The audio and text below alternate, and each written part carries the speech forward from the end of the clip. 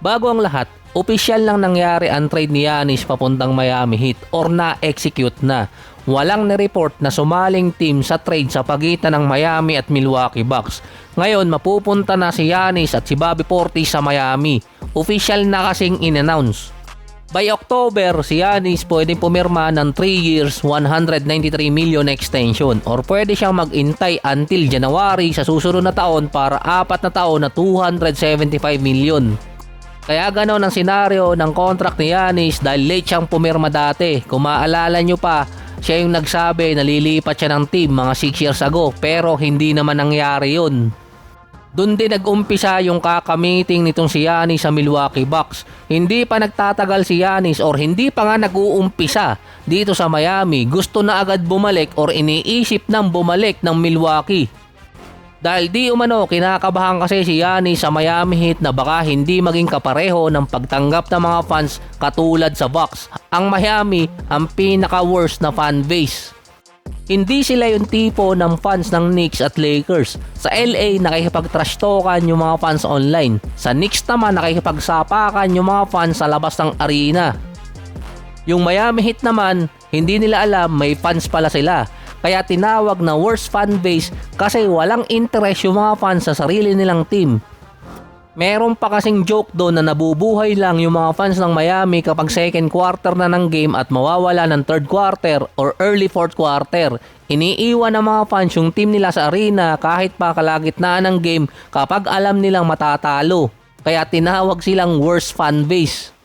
Kaya dapat hindi mag-alala si Giannis kung paano siya tatanggapin ng mga fans. Magpapalit din si Giannis ng jersey. Ngayon number 7 na. Ang dami pa namang merchandise ang naipagawa ng Miami na nailagay sa store. Kaya din nagpalit si Giannis ng number kasi daw addition ng 3 at 4 kaya naging number 7. Habol din ni Giannis na ma-retire yung jersey niya sa Miami. Iba naman yung number 34 sa Milwaukee Bucks. Pero galing din kasi kay Neon yung number 7. Ang Wizards naman parang inaasar pa si Anthony Davis dahil hindi pa rin tapos yung rumors kay AD na gusto niyang umalis at matrade sa ibang team. Ngayon kasi walang team ang possible na pwedeng mapuntahan si Anthony Davis dahil napupuno na ang mga cap space at sinabi rin ng Wizards hindi nila iti-trade. Tinupad pa ng Wizards yung hiling ni Anthony Davis na hindi binibigay sa kanya sa LA ang magkaroon ng kasamang center or big man. Kasi meron na siyang kasamang dalawang big man ngayon sa Wizards, si Alexander Sarr at isa pa si DeAndre Ayton. Kaya naman magiging masaya na si Anthony Davis dahil hindi na siya maglalaro bilang sentro. Makakabalik na ulit siya sa kanyang usual position na power forward. Ito ay kung mag-i-stay pa siya sa Wizards. Sinabi rin kasi ng team, hindi nila iti-trade si AD. Technically, merong 1 taon si AD sa Wizards, pwede siyang umalis next season dahil sa player option. Pero win-win situation yon para kay AD at sa Wizards. Dahil kapag naging healthy si AD at naging dominant, pwedeng i-trade ng Wizards si AD until deadline. Kapag ganun pa rin si AD na hindi nakakapaglaro at injury prone lagi, malaki ang chance na i-accept ni AD ang player option at saka doon i-trade ng Wizards. Kumbaga kaya ayaw lang i-trade ng Wizards si Anthony Davis, all-time low ang value niya dahil hindi naman siya naglaro nung na-trade siya. Wala ding makukuhang asset or package na maganda ang Wizards kung iti-trade nila si Anthony Davis.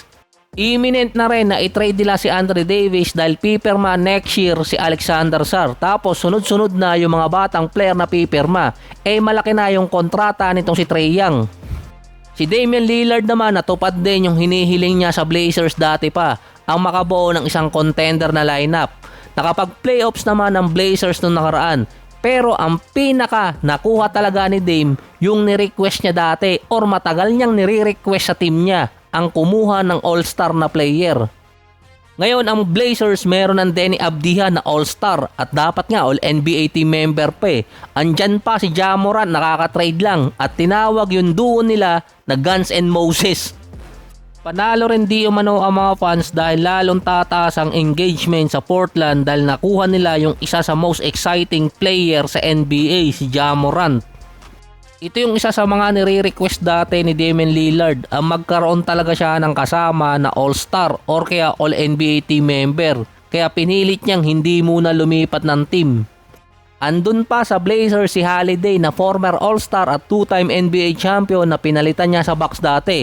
Inaasahan pa makakabalik ulit sa dating form itong si Ja Morant.